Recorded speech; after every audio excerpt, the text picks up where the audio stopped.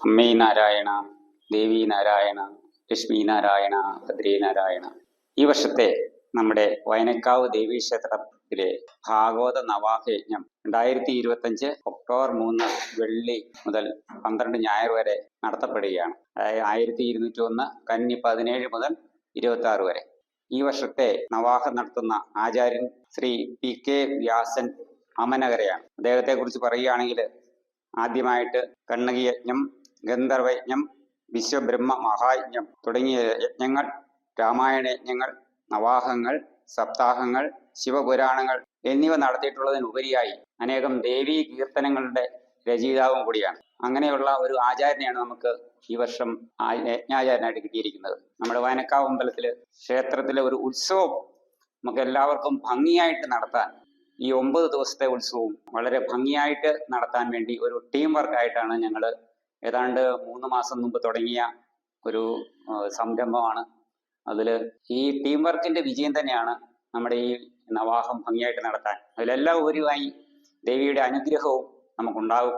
കാരണം ഇതുവരെ നടത്തിയിട്ടുള്ള സപ്താഹങ്ങളാണെങ്കിലും നവാഹങ്ങളാണെങ്കിലും നമുക്ക് അമ്പലത്തിൽ മേൽക്കുമേൽ പുരോഗതിയാണ് ഉണ്ടായിട്ടിരിക്കുന്നത്. അപ്പം നവാഹം എന്ന് പറഞ്ഞാൽ, നവം എന്ന് പറഞ്ഞാൽ 9, അഹം അല്ലെങ്കിൽ അധസ് എന്ന് പറഞ്ഞാൽ പകല്, 9 പകല് മഹാദേവിയുടെ കഥകൾ നമ്മളെ കൂടുതലായിട്ട് ആ കീർത്തനങ്ങളും കഥകളും അവിടെ വിവരിക്കപ്പെടുകയും അതോടനുബന്ധിച്ച് നവാഹം എന്ന് പറഞ്ഞാൽ സപ്താഹത്തേക്കാൾ കൂടുതലായിട്ട് പൂജകൾക്കും നാമജപങ്ങൾക്കും യജ്ഞങ്ങൾക്കും യാഗങ്ങൾക്കും ആയിരിക്കും കൂടുതൽ പ്രാധാന്യമുള്ളത്. അപ്പോൾ അതിൽ ഏറ്റവും പ്രധാനപ്പെട്ട യാഗം വേദത്തിന്റെ മന്ത്രത്തിൽ ഗായത്രി മന്ത്രമാണ്. വേദങ്ങളുടെ മാതാവെന്ന് പറയുന്നത് ആ ഗായത്രി ഹവനവും നമുക്കിവിടെ നടത്തപ്പെടുകയാണ്. അതുപോലെ ദിവസവും അഹസ് നടത്തുന്നു. മഹാമൃത്യുഞ്ജയ ഹോമമുണ്ട്, ഗായത്രി ഹവനം, തിലഹവനം, പാർവതീ പരിണയം, മഹാസർവീശ്വര പൂജ, നവഗ്രഹ പൂജ, ജ്ഞാനദായക പൂജ, അവപ്രത സ്നാനം തുടങ്ങി എല്ലാവിധ പൂജകളിലും എല്ലാ ഭക്തജനങ്ങളും പങ്കെടുക്കുകയും ദേവിയുടെ എല്ലാ അനുഗ്രഹങ്ങൾക്കും അവർ പാത്രീഭൂതരാകുകയും വേണമെന്ന് ഞാൻ ഒരിക്കൽ കൂടി ദേവിയുടെ നാമത്തിൽ നിങ്ങളോട് അറിയിക്കുകയാണ്. അതുമാത്രമല്ല, ഇനിയുള്ള അടുത്ത 9 ദിവസം എല്ലാ ഭക്തജനങ്ങളും അവരാൽ കഴിയുന്ന സമർപ്പണം ദേവിക്ക് സമർപ്പിക്കുകയും അതുവഴി നമ്മുടെ ആ ക്ഷേത്രത്തിന്റെ ഉയർച്ച നാൾക്കുനാൾ ഉയർന്നു വരാനുള്ള ഒരു സാധ്യതയാണ് നമുക്ക് കാണുന്നത്. മഹാക്ഷേത്രമായിട്ട് തീരേണ്ടതാണെന്നാണ് നമ്മൾ പറഞ്ഞിരിക്കുന്നത്. അതുകൊണ്ട് നിങ്ങളുടെ എല്ലാവരുടെയും സഹകരണം ഈ സമയത്ത് ഞങ്ങൾ പ്രതീക്ഷിക്കുന്നു. അതിൻ്റെ അനുഗ്രഹം നിങ്ങൾക്കുണ്ടാകും. എല്ലാ ദിവസവും കഴിയുന്നത്രയും ഭക്തജനങ്ങൾ ഈ ക്ഷേത്രത്തിലോട്ട് വരികയും ഈ പൂജാകർമ്മങ്ങളിലും അതുപോലെയുള്ള പാരായണത്തിലും പങ്കെടുക്കുകയും ചെയ്യണമെന്ന് ഒരിക്കൽ കൂടി ഞാൻ ദേവീനാമത്തിൽ അപേക്ഷിക്കുന്നു. അതുപോലെ നിങ്ങൾക്കെല്ലാം അതിൻ്റെ അനുഗ്രഹം ഉണ്ടാവുകയും ചെയ്യും. കാരണം നവാഹം എന്ന് പറഞ്ഞത് നമുക്ക് കൂടുതൽ അറിയാം, സപ്താഹം പോലെയല്ല, അല്പം കൂടി ദിവസങ്ങൾ കൂടുതൽ നീണ്ടുവെക്കുന്ന ഒരു ഉത്സവമാണ്, അല്ലെങ്കിൽ പൂജകളാണ്. അവിടെ പൂജകൾക്കായിരിക്കും അല്ലെങ്കിൽ യാഗത്തിനായിരിക്കും കൂടുതൽ പ്രാധാന്യം. അപ്പോൾ അതിൽ നിന്നൊക്കെ കിട്ടുന്ന ആ ഒരു അനുഗ്രഹം നമുക്ക് എല്ലാവർക്കും, നമ്മുടെ കുടുംബങ്ങൾ എല്ലാവർക്കും ഉണ്ടാകണം. അപ്പോൾ അതിനു വേണ്ടിയിട്ട് ഈ പ്രവർത്തിക്കുന്ന എൻ്റെ കൂടെയുള്ള ടീമംഗങ്ങൾക്കും അതുപോലെ നിങ്ങൾ ഓരോരുത്തർക്കും ഈ അവസരത്തിൽ ഞാൻ ഒരിക്കൽ കൂടി നിങ്ങളോട് പറയുകയാണ്, നമുക്ക് ഈ ഒരു മഹായജ്ഞം വമ്പിച്ച ഒരു വിജയമാക്കി തീർക്കണം.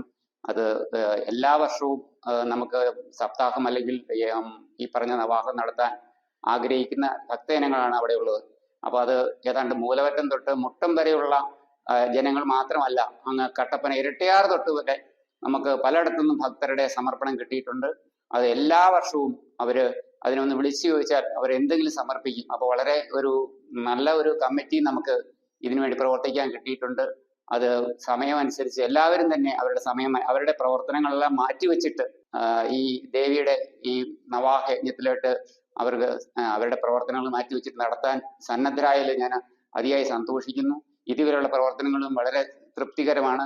ഇനി ഏതാനും മണിക്കൂറുകൾക്കുള്ളിൽ നമുക്ക് ഈ യജ്ഞം തുടങ്ങേണ്ടതുണ്ട്. വെള്ളിയാഴ്ച വൈകിട്ടാണ് നമുക്ക് ആചാര്യനെ സ്വീകരിക്കുന്നത്. വെള്ളിയാഴ്ച വൈകിട്ട് സ്വീകരിച്ചാൽ നമുക്ക് പിന്നെയുള്ള ദിവസം രാവിലെ 6 മണിക്കുള്ള മഹാഗണപതി ഹോമം തൊട്ട് തുടങ്ങിയായി അങ്ങനെ 9 ദിവസം നമ്മൾ ദേവിയുടെ ക്ഷേത്രത്തിൽ ഈ ഉത്സവം വളരെ ഭംഗിയായിട്ട് ആഘോഷിക്കാനാണ് നമ്മൾ നിശ്ചയിച്ചിരിക്കുന്നത്. അതുകൊണ്ട് ദേവിയുടെ അനുഗ്രഹം എല്ലാവർക്കും ഉണ്ടാകട്ടെ എന്ന് ഒരിക്കൽ കൂടി പ്രാർത്ഥിച്ചുകൊണ്ട് നിങ്ങൾക്കെല്ലാവർക്കും ഈ നവാഹത്തിലേക്ക് സ്വാഗതം ചെയ്തുകൊണ്ട് ഞാൻ തൽക്കാലം നിർത്തുന്നു. നന്ദി, നമസ്കാരം.